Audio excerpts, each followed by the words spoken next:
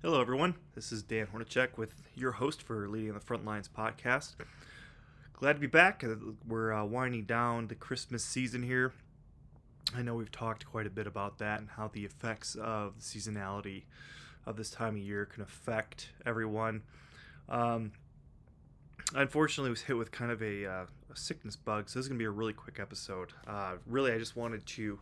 I've been doing this podcast now. This will be my 18th episode, I believe, and it's pretty exciting. I've been doing this for like 6 months now.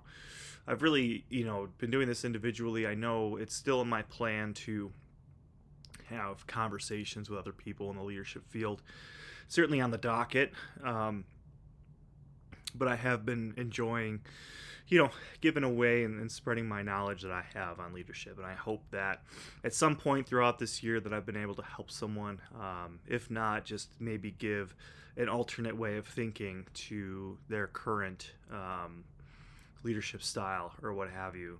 That's really been my goal. I like to challenge norms, and I like to try to give different perspectives for people to think about. That's really, I think, all this is. I think when we look at what leadership really is, of course it's all the traditional culture stuff. It's being someone that your employees can rely on, things like that. Of course that's going to be part of it, but I think a bigger part is just I think part of it is to be an effective leader. I think that you have to be different and you need to challenge kind of the traditional modes of thinking. So I'm really excited for this next year. This is going to be my last episode before the end of the year.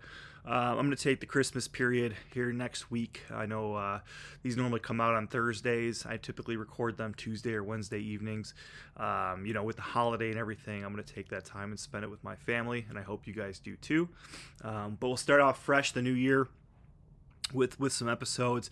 I'm going to kind of change the pace a little bit. I do, like I said, I want to get some people on the podcast as far as doing some interviews and stuff, but I think I'm going to take a little closer look on specific topics, such as your business, such as if you're in a small business, and it outgrowing your leadership ability.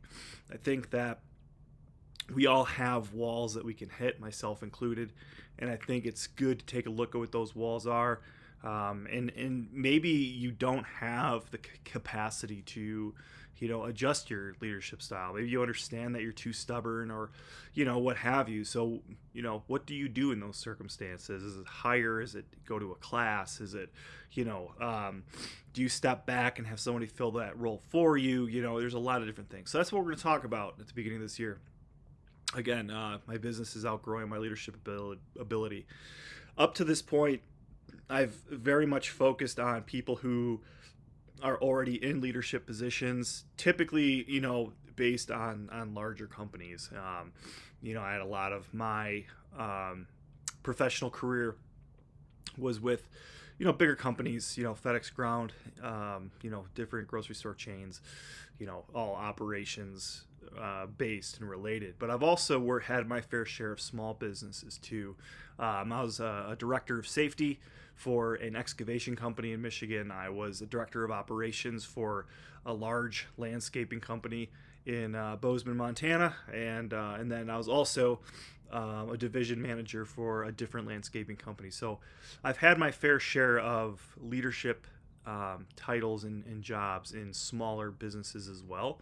And when I say small business, it could range from anywhere to 5 employees all the way up to 30 employees. But I think there's challenges in that too, especially when you're dealing with ownership of the business. I was also a general manager for a campground as well. That was, there's about three to 5 employees at any given time. So that's also a challenge. So we've talked a lot the last few months about dealing with employees. I want to start the new year and talk about how to deal with employers or supervisors, leadership, ownership, things like that. So that's going to be our focus in the upcoming year. So I apologize again for not having much this time.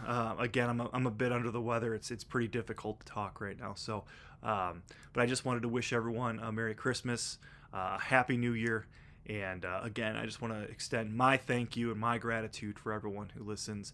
I do see there's a lot of people who download this first thing in the morning on Thursdays when I check my statistics and stuff, and I really really appreciate you guys. I just want to say thank you. So again, have a great holiday. Hopefully everyone gets some time off with their family, and I know I'm going to take some time, and I'm really going to be thankful for that this year. So everyone stay safe, happy holiday, and we'll talk to you soon.